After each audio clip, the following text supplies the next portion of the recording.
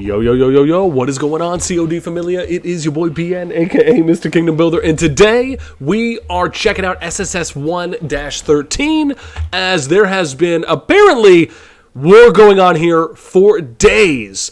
And I don't know if I have covered this kingdom yet, but I'm pretty excited. I've been getting pinged by a couple people here about the fight that has been happening in this kingdom. I have to give some appropriate shout outs to as well, because someone told me Prometheus, also known as Wayner, Wayne, we're just going to go with that, who was kind enough to shoot me a ping on Discord. So shout out, appreciate the heads up. I'm a little late because he did ping me about 30 minutes or 20 minutes ago. So just to kind of show you how long the fighting has been going on for, just in this type of instance, as they were prepping on both sides. So we're going to enjoy some coverage, see what these churn end up showing us. It's just kind of a word. I don't even know why I even said that. Anyways, we have FALS, FAA. Looks like going up against WM and WoR that we have right now. So, and pretty much this is in Nivola on the north side of Tamaris, pretty much right around Sandy Creek. You can see we got GTA. You got WM, WoR, and then you have FAA, we have FAIN, and then also FALS, right? So this is, I mean, you can look at this right now. It is all over. So this is, again, pretty cool to see, as always, this amount of fighting that you know I so desperately love and enjoy. One of the things I always mention, and I always have to try and get this in, is I really wish that I could zoom out one or two more clicks farther and still see the action. That to me would be cool. Also, pro tip here for anyone, if you are trying to watch a really big fight in a more efficient way, where you can see as much as possible, if you end up seeing that things are lagging, maybe you see names that are disappearing, I'm going to give you a pro tip that I actually learned in my last video that I covered when we were doing, I think it was SS1-14, if I remember. But here in 13, I got to show you the kingdoms, 37, 38, 42, and 43. But this is what I did. I go to settings, and I actually just went here to my render quality. And I had this at 1.2, I think. And essentially, if you lower this, things will become a little bit more like, if I go all the way to 0.8 as an example, you'll see that things will become a little distorted as far as the graphical quality will start degrading a bit, but things will be a lot clearer with you being able to see everything. So when I was at like 1.2, I noticed that I started seeing a lot of the names disappearing. I would even see our famous legendary Umberto, whatever the person's name is from Forbidden that I see on my screen, which is weird. It's just like a random pop-up. But when I went down to 1, things started getting a lot clearer for me as far as being able to see all of the names. I got to see all the damage that was being dealt for the Reds, all of the artifacts efficiently, and things were not disappearing or incredibly lagging. And the lag really wasn't too bad. It was just the fact that I couldn't see any of the names or the damage indicators or text. So try doing that the next time you end up seeing a lot of lag. And again, even though we could improve the quality, I think when we're watching a lot of big fights, and maybe improving quality if I'm doing something, such as a guide video or a topical video or something else, that's different. But I think if we're watching war and watching fights, to try and give you guys the best visuals to see everything, I think this is probably going to be the way that we go in the future. So okie dokie, artichokes. Let's see what we got going on. So again, a lot of people, just to kind of show you, man, they have been going hard in the paint. We got FAIN up here, some FFA going up against GTA. We got the Cav stragglers that are just going around. Thor chasing down Jan GX. Nice disengage, kind of knowing when to disengage at that time where you're not just kind of going YOLO, if you will, all the way in. So that was actually really refreshing to see. And then again, we got FAA up here, probably going to get another big fight. They're looking to get their flag down here for WR, about 22 minutes left on that bad boy. We got WM. This is kind of maybe the opportunity where if you feel like you're getting pushed here from FAA on the WR side, maybe this is where you end up pushing in here against them as WM to potentially alleviate some pressure, because you basically have three fronts that are fighting right now. And sometimes if you have advantages in one area, you should push that, because let's say they're able to push their line and then it gets to a point where they free up. Now all of a sudden they're winning, and then they come in and flank FAA from behind. So, or from the side. Those are options that you have. Also, this could be a nice, vicious strike. I love seeing the arrow. Oh my gosh. Oh, wow. Negative 30, negative 36k damage. That was insane. Cyclone Blade being thrown out there from FAA, right? That's kind of your spinning AoE damage that's being done for a couple seconds. You saw multiple negative purples going down. I think it was up to 4 or 5 that we ended up seeing that damage being done for. A burst strike for that nice kind of single AoE damage within a set area. You got the Divine Mercy getting thrown down here. Tears of Arbin. That's getting you those 8 stacks, or we should say up to 8 seconds for 4 stacks of healing. I believe that's up to 4 players that you're hitting. Most of the time when you're doing heals, in my opinion, really should be done if you're attacking, or if you're kind of at a safe distance while you're kind of just still doing the poke range play, because you're really going to allow yourself to get the most amount of heals, right? You kind of have to pick pockets and times to use things like that. Nice Shadow Games being thrown down there. 2 burst strikes, that heart shot being thrown as well. That Entangling Flames, very nice. Oh, man. And, usually here, and I often talk about this a lot, I'm a big fan of kind of establishing your lines and not being so bunched or clumped, if you will. This is one of the biggest, I would say, factors that go into... really like this play here from Miri, at least the attempted play where it seemed as though they were trying to move away from the... trying to move away from the time bomb going off, so that way it only ended up hitting one person and instead of 3. But one of the things I mentioned is kind of spreading out, right? Kind of getting this arc, if you will, where it's kind of like a moon shape, where you're trying, or I guess a crescent moon, right? You're trying to kind of form a line that curves a little bit, right, at times. So that way you're essentially taking less AoE damage and inflicting more AoE damage on your opponents, right? That's kind of the idea behind it. Because when you're clumped, it's a lot easier for AoE Legion comps to just do more output onto your legions, yourself and your allies, compared to if you spread yourselves out. Now you're taking less AoE damage and most likely inflicting more than what you're taking. All right, let's go see how WM is getting on here in the middle with FAA. And what's interesting here is the last video we did, which was covering, I think it was SS1-14. Let me double check here on what I posted. I sent to my guy. Yeah, it was 14. So it was SSS1-14, where we ended up seeing them pretty much fighting in this exact same area, which is kind of funny that we're seeing 2 here for 13 and 14 having big fights in the Navola region, essentially at this same kind of Sandy Creek. I believe it's what it's called, right? I got to make sure I get this right. Yeah, there we go. Sandy Creek, kind of turning point, right, or kind of choke area.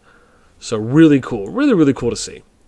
So FFA, and this is what I'm talking about, where you get pushed on one front, and now FAA doesn't have to commit as much, and they say a good heads. And this is a good heads up play. This is what should happen, where you're pushing one of your lanes farther, right? Kind of going to use a little League of Legends terminology here, but if you're pushing one of your 3 lanes and you push it far enough, well, now your top or your bottom lane can now go and attempt for a double up, right, or a triple up to attack your mid lane, right, or whatever it may be. So it's kind of one of the interesting things that you can see here. I don't know how often we'll be able to kind of make these types of references, because how often are you really going to be having 3 separate lane battles that are being fought, or even 2 or more? But this is one of the things that gives you the opportunity to do, and I think this is a good heads-up play here from FAA, recognizing, hey, we're pushing in WR a little bit more. Let's go and assist WM now. Assist the push from our other players along with FAIN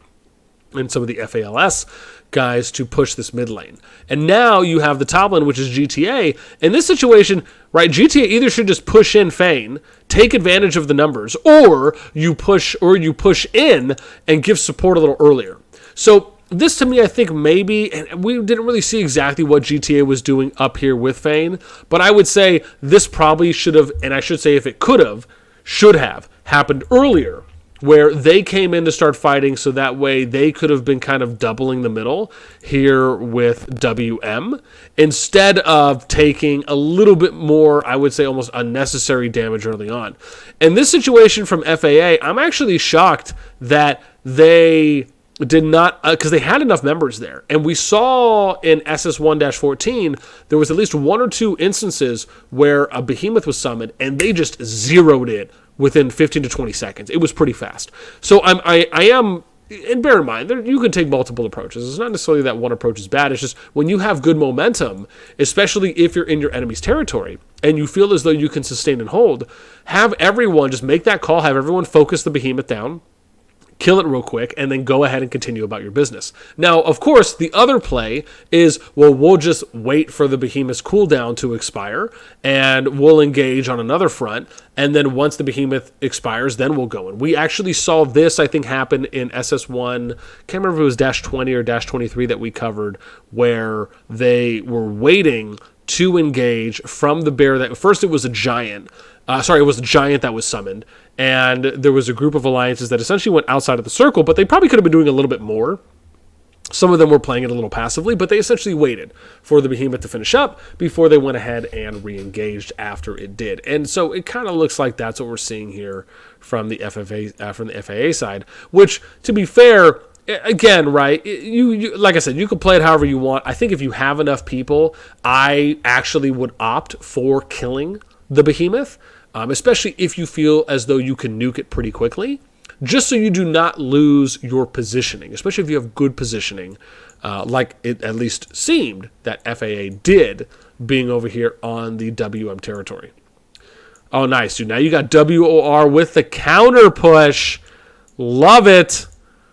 Just because I just love seeing counter pushes. I love the back and forth in general. So that's really where that comes from. Not necessarily like I'm rooting for anyone or not. I just love seeing some nice PvP. All right, so FAIN comes down, makes the heads up call here on recognizing GTA is coming down. We're going to come down as well. This isn't a bad position for GTA. I think the thing here is that WM needs to push out a little bit, right? They need to apply some pressure here because GTA is there. This is turning into a 2v1. You want it to be a 2v2, so you need to be the aggressor in this situation. Apply pressure here, alleviate, and then GTA can probably, again, I mean, this is kind of a nice, I like the split here a little bit from GTA, trying to find FAIN on the north side, along with finding them on the mid. Again, WM needs to be pushing up here, right? Again, same thing with WOR. Apply some more pressure from WOR, push them deeper into the territory, and then once you do, then you push into the middle, and now you're potentially flanking from three sides. Right, this is where we're talking about kind of big macro strategy by being able, especially if you are trying to coordinate with two or more alliances, it is almost imperative that you take time to either be in a voice call with each other or you have some type of real-time group chat that's going on between the three.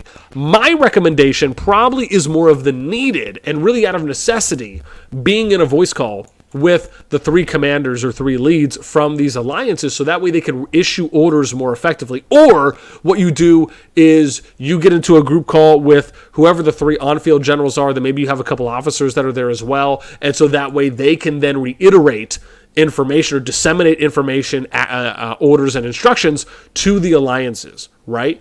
And they can do that in more of a real time or at least the least amount of delayed way possible. That's probably one of the better ways to do it. Or you have kind of a main general. You have like an on-field general who, think of it like Ender's Game. I don't know if any of you guys watch Ender's Game. Ender's Game is a great movie, and shout out to Isaiah Butterfield, which I don't really know why I would even do that. Point being is that if you think about his position, where he's kind of this on-field general, he has his commanders that are there, on-field commanders or captains that are kind of issuing. That's kind of how you have to look at it, which is having someone who can make the calls in the organized groups, and then they're going to disseminate and kind of issue out those real-time instructions. Or if you end up having, let's say, everyone, maybe you're able to get 2 or 3 alliances worth of however many players in a call together where you have 50, 60, 70, 80, 100 people, right? Even better if you can do that. But again, sometimes you have to figure out what is the best way to go about it for your particular situation, because maybe not everyone has Discord. And if that's the case, I always tell people, nice Shadow Games getting max damage done out there That was fantastic. Don't know if that was craptastic, no pun intended, but that was nice to see a max. I always love seeing a max shadow games being dealt. The thing I'll say is that sometimes you may even need to, and really what I find is one of the best things to do, is to focus on always providing written text instructions. This is something at bare minimum everyone should be doing, where you are essentially coming out with a mail. Maybe you're sending DMs to all the players as well so they can read it, and you're kind of issuing out, well, hey, these are the certain situations that we're probably going to face on the field. If you see this, you should do this. If you see this, you should do that. Right? If it looks like we're being pushed, you always think about we're restaging, right? If you see some people attacking, right? Think about when are the appropriate times to engage. Then doing things like having specific text emojis, right? Where if you have certain players that are using these, you tell people like, look, this is our order of people that if you see this being used, this is when you should go, right? Or again, kind of think of it like, people using sign language out in a war zone, right? Or having their own types of signaling commands for if you're in the Army, the Marines, etc., right, for when to do things without kind of giving those away, or giving it away to the enemy, so to speak, right, because you're not voicing it. Kind of a similar situation, except in this case, you want to instruct your people ahead of time, just like you would in those situations as well, so that way they can be informed and educated on what you're going to use, what types of signs, what kinds of text are you going to use, how are you going to move in certain situations, preparing your players as far ahead as possible and as consistently as possible. Never just do this as a one and done. Don't just do it at the beginning of the war and then it's over. This is something you should pin as a decree in your alliance, and then you should also send out constant and friendly reminders, whether that's on a daily basis or everyday basis, and that can be in the form of mails, in somewhat of a shortened, think of it like you're sending out shortcuts, right, to your player base. You have the main mail, and then you have the shortcut mail, which is the highlighted, condensed version of, hey, these are the keywords you need to pay attention to. These are things that we're seeing happening on the field. These are some adjustments that we're going to make, whatever it may be. Sending those types of daily updates as kind of like, oh, well, hey, this is what we learned today. These were our takeaways today, and these are how we're going to end up improving. Those are good things that you should be doing. Every alliance should be doing for your player base. And sometimes you may even need to DM every single player individually, just so that way you can let them know, hey, wanted just to send you a friendly reminder. We just put out a new announcement that has some adjustments that we're going to be making going forward. When you get a chance, take time to read it. Because the understanding is that not every single player is going to read mails. It's just a fact. But every player is more likely to see a direct message from you rather than a mail that they have to go and read. So sometimes it might feel redundant, but really you're reinforcing and reiterating the importance of the mail by kind of giving a short 1-2 sentence summary in a direct message to a player, especially for the important ones. All right. Man, we're doing pretty good though. We have great timing right now, and we're at almost 18 minutes. Again, a lot here. So we're going to see. So GTA still building their flag. They got 35 minutes on that bad boy. This is the thing. They have enough people here.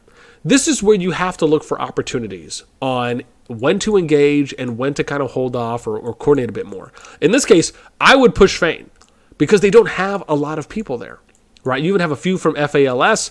If you push, then the couple WM people can push these 2 or 3 people, right? Giving you a little bit more opportunity. Because FAA is now re-pushing WoR. This is your opportunity to start pushing on the 2 other lanes. Apply pressure. This is where, like I mentioned, now, I'm saying all of this, but I also have a very healthy, realistic expectation, which is that for me, the way I would prep and the way I would organize things is probably different than how other people out, not me, would organize and would prep.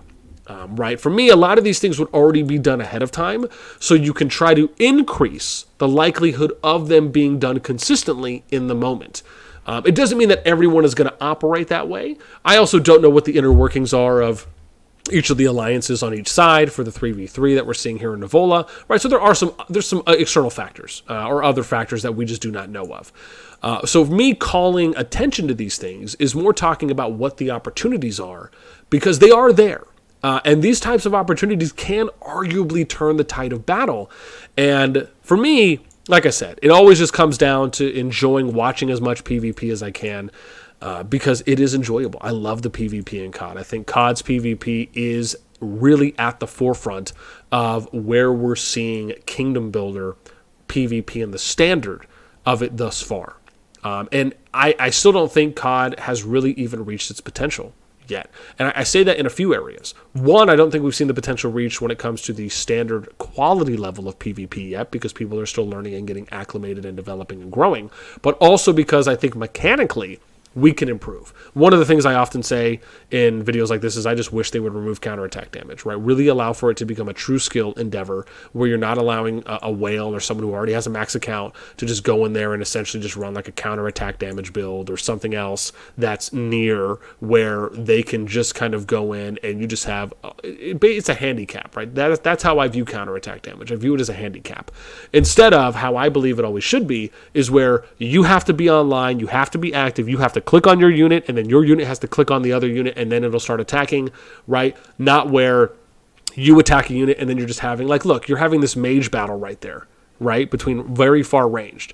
They're each attacking each other, but they're also doing counterattack damage that you saw on that negative white line. To me, that's just not something that should be happening, right? If you are doing damage, you should be selecting your unit, attacking a unit, and that's the only way you're doing damage to them. What this means is that, and I'll give you the extreme situation, is if you have a group of like 10 or 15 free-to-play legions, and you have, let's say, a couple whale legions that are just out there standing still, you can go out there and attack them, and you won't take any damage, right? That, to me, would be the epitome of either the epitome or getting close to the epitome of true skill in Kingdom Builders, right? We need to take this more of a traditional RTS approach that you're kind of already seeing being done.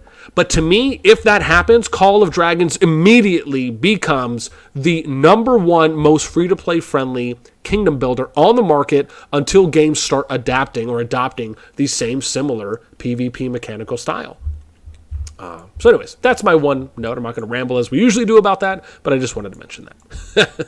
So I've actually been pretty good. I think last 2 or 3 videos I didn't mention counterattack damage. I'm shocked that people aren't just kind of running away with my running meme every single time I do a PvP video mentioning counterattack damage. I'm trying to be more cognizant about not kind of beating that dead horse. So I'm trying to not mention it in every single video, but kind of more just, sporadically here and there, or periodically, I should say. Oh, let's take a look at some powers. I don't think we looked at that as far as what are the actual matchups here for power, because that was something that I really wanted to see. So, who do we have? FAA, they're at 2.7 bill. FAIN, almost a bill. And then the other one was FALS, and they're at 1.4 billion. On the opposing side, we have WoR, 2.6 billion. So they're kind of matched up with FAA there. We have, was it GTA, I think? 1.4 billion. And then the other one was WM, and they're at 1.3 billion. I think it was. So this is actually pretty even.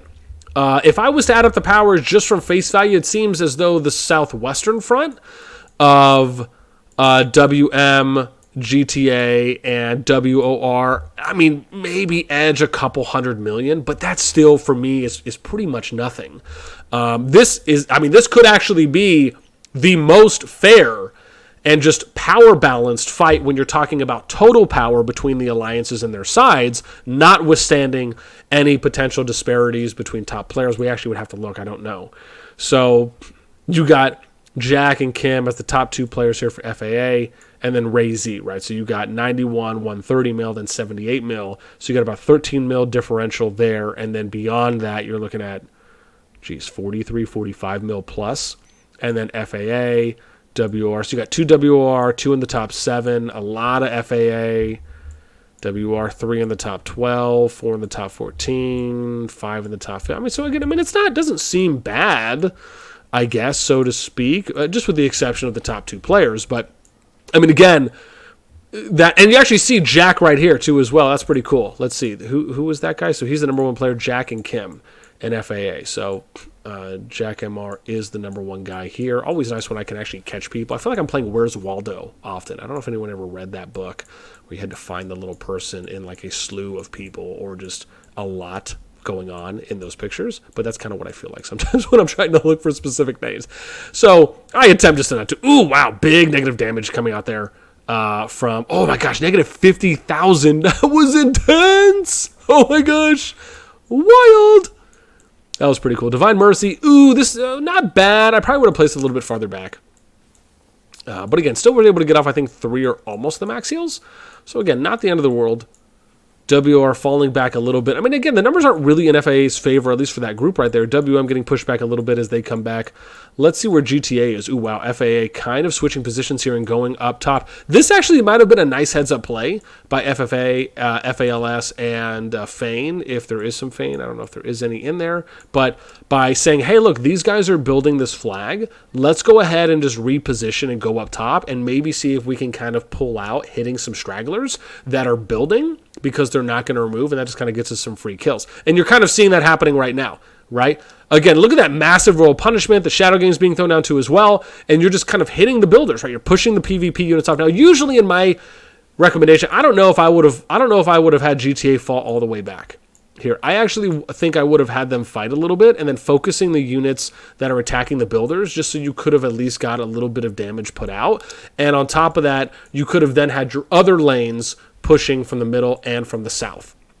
So this to me didn't seem as though maybe, and again, I guess FFA, because they're the strongest, I guess I can understand why GTA, they're maybe half their power, I think, from what we saw. So, I mean, there is that. But at the same time, you fighting and kind of standing your ground to an extent will also allow for the other lanes to be alleviated a bit, where they can then push, right? So it is kind of a give and take. Now, we're not saying go all in, so to speak, but I think at least fighting and trying to establish a line to see if maybe that would have forced FAA to try and establish their own line, or if they were just going to kind of keep pushing through. You could have attempted that before kind of immediately saying the retreat. However, again, maybe the power disparity is enough where they have tried to do that already going up against FAA, or we should say bulk or majority FFA or FAA presence, or we should say attendance, right, in the army that is pushing them, and maybe they just haven't had favorable trades against them, right? But for me, again, I'm trying to look at it kind of more macro point where you're looking at this, and then we look at the other lanes where, WM could actually be going in. Okay, so they're kind of doing what they should be. So WM is assisting, WOR is pushing. This probably should have been happening. This should have maybe happened about 30 seconds ago. I'd say 30 or 60 seconds ago, where they started pushing them out and tried to push them deep, and then you're kind of going back over here, right, to then come through the side. And that's kind of what it is, right? You're going to end up seeing some give and take. So GTA, yeah, I mean, again, could probably be fighting in a little bit more of an organized way, right? A little split here, and this is kind of why it's important to reform your lines. And kind of being able to do those things so that way you can look at for favorable ratios, favorable trades, when you're fighting in real time, right? And it doesn't kind of become, you have a couple units here and a couple units here. But again, right, this is something that, the one thing I love talking about this area is that it can always be worked on. It's not something that people will always be, will always have a lot of opportunities to improve at. It's something where you can watch a video like this and you can say, or you can go back to your alliance and say, hey, look, we learned this from our last fight, right? If people are online, we need to try and be a little more organized, a little more coordinated in our efforts here. GTA throwing down the bear, forming a line here to get a little bit of alleviation, trying to go as deep as the bear can, just to do as much damage as possible. Doesn't seem as though the bear is doing that much damage from this unit from what it looks like. That was like negative 1750 or something. Yeah, a little defense hit. But I guess enough for them to push back beyond the radius at this time. Man, this has been awesome with just the amount of back and forth. I'm probably going to end it here shortly. Rather like, we broke 1,000,000 merits. So cool. I mean, like I said, this is crazy. I mean, this has been going on over an hour right now. I mean, again, I've only been recording for we're at 29 minutes right now. But even before I started doing this was going on for a while. So, shout out to SSS1-13. Man, you guys are troopers out there. I love the matchup. I love how we're seeing this constant back and forth. Like, to me, this is what PvP and COD is really all about, is enjoying the open field, really having that kind of be the primary focus of where the most enjoyable part of PvP in CoD is. And so when I see things like this happening, which is the constant back and forth, the 3v3, I mean, this is dope to me, right? Especially the fact that the power is pretty close. This is where you're going to get fun, engaging fights. And also the chance to have long-term sustainable fights. That is really what it's about. Being able to fight for as long as possible, as much as possible, having the fun back and forth, that to me is the epitome of fighting in Kingdom Builders. And I think CoD really is on a good trajectory to hopefully continue doing this or continuing to offer that opportunity, but also to hopefully invest and expand more into it. So anyways, that is going to do it for me. I hope you guys enjoyed. Let me know what you thought about this one in the comments down below. Any highlighting points that you saw, anything else that maybe we missed that you'd like to see us try and cover more of, anything and everything, let me know down there below. That's going to do it for me. As always, until next time, I will catch you later.